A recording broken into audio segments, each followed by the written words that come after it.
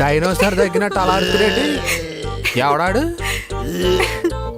నువ్వు ఎప్పుడు మా ఫ్లాట్స్ కి రాలే కదా, మా అపార్ట్మెంట్ ఆయనకి డైజెషన్ ప్రాబ్లం, అందుకే ఇప్పుడు అలా వామిట్ చేస్తూ ఉంటాడు. మార్నింగ్ అయితే ఇంకా గట్టిగా చేస్తాడు. ఎవరు చెప్పరా ఆయనకి? చెప్పారులే గాని నీకొక చెప్పనా, నాకు అది విన్నప్పుడల్లా నవ్వొస్తుంది, స్ట్రెస్ రిలీఫ్ గా ఉంటుంది. రుక్మిణి, నేను ఒకటి అడుగుతానేమో అనుకో కదా.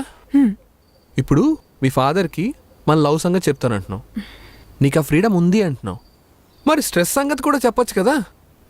అమ్మో, లవ్ గురించి అయితే నేను చెప్పగలను. అమ్మా నాన్నలది లవ్ మ్యారేజ్, సో నాకు ఆ ఫ్రీడమ్ ఉంది. స్ట్రెస్ గురించి మాత్రం నేను అస్సలు చెప్పలేను. ఏ ఎందుకు?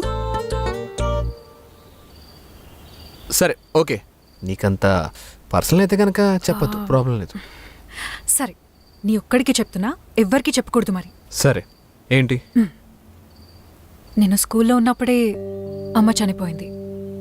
అప్పుడు మా మావయ్య వాళ్ళు నాన్నని చాలా ఫోర్స్ చేశారు నన్ను వాళ్ళ దగ్గర పెంచుకుందామని. నాన్న డిసిప్లిన్ అండ్ పంక్చువాలిటీ వల్ల నేను ఎక్కడ ఎక్కువ స్ట్రెస్ ఫీల్ అయిపోతానేమో అని.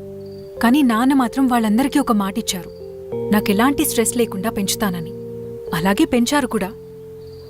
కానీ నాన్నకెప్పుడు నేనందరికీ ఒక ఐడల్లా ఉండాలి, అందరూ నన్ను చూసి నేర్చుకోవాలి, అన్నిట్లో నేను ముందుండాలని నా మీద చాలా ఎక్స్పెక్టేషన్స్ పెట్టుకునేవాళ్ళు. ఆ ఎక్స్పెక్టేషన్స్ ఎక్కడ రీచ్ అవ్వలేనేమో అని నేను చాలా స్ట్రెస్ ఫీల్ అయ్యేదాన్ని. అప్పుడప్పుడు ఇదంతా నా వల్ల కాదు అని అరవాలనిపిస్తుంది. బట్ ఈ మాత్రం నాన్న కోసం చేయలేనా అని అనిపించి ఆగిపోతాను. మా అమ్మతో కూడా ఇదే ప్రాబ్లంలే. అమ్మేమో జాబ్ చేయి సెక్యూరిటీ ఉంటుంది అని అంటుంది, నేను మాత్రం బిజినెస్ చేయాలనుకుంటాను. నాకు ఆ స్ట్రెస్ లెవెల్స్ ఎక్కువే ఉంటాయి. ఓ టైం అవుతుంది, బాయ్ బాయ్. ప్లీజ్ నువ్వు మాత్రం ట్రై చేయకు. హే, రేపు మనం కలుద్దాం కదా సరదాగా. నీకొక సర్ప్రైజ్ ఉంది. ఏంటి సర్ప్రైజ్? ఒకరిని పరిచయం చేయాలి. ఎవరిని? రేపు చెప్తాను. బాయ్. నిన్నటి దాకా నేను కాలేజీ ఫస్ట్, నువ్వు వచ్చాకే అయ్యాలే జీరో స్టూడెంట్. ఏంటి, మీ అమ్మాయి స్ట్రెస్ ఎక్కువైపోయి ఏకంగా జాబ్ మానేస్తానంటుందా? అదేంటి సార్, మా అమ్మాయి మీ అమ్మాయి కంటే చాలా పెద్ద పొజిషన్లో ఉంది, అయినా ఎప్పుడు స్ట్రెస్ అందు తెలుసా? అందరూ మీ అమ్మాయిలో ఉండలేరు కదండి. అదే నిజమేలేండి, అందరూ మా అమ్మాయిలో ఉండొద్దు, హ్యాండిల్ చేయడం రావాలి.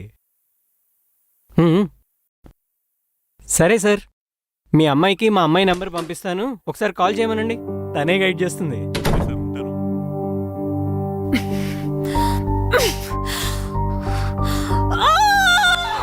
అమ్మా రుక్కు, ఏమైంది? ఏం లేదు నాన్నగారు. అంతా ఓకే కదా? సరే త్వరగా రా.